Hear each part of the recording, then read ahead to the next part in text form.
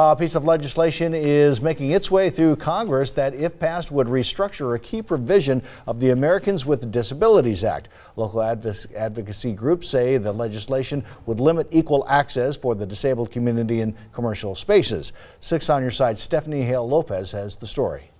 Proposed legislation is making its way through Congress that would restructure ADA enforcement. It basically gets businesses off the hook from having to comply with the Americans with Disabilities Act. Kathy Grismeyer, policy director with the ACLU of Idaho, says H.R. 620 would make the ADA functionally optional when it comes to businesses. Businesses are saying that community members are filing frivolous lawsuits, which we would disagree with. Those folks have every right to do so. It's a part of their ability to enforce and ensure that their civil rights are being met. Opponents of the legislation say it would limit access to some restaurants, movie theaters, and other businesses. If we go to a restaurant, we assume there's a restroom we can use. If you go into a restroom, can you reach the soap dispenser from a wheelchair? So there are all kinds of very reasonable aspects of the ADA itself. Kat McFarlane is a law professor at the University of Idaho and has recently began using a wheelchair.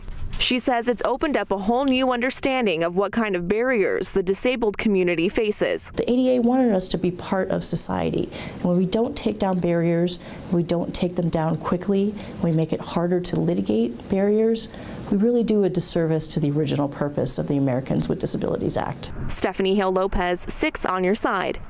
H.R. 620 was approved by the House. It is now being discussed in the Senate.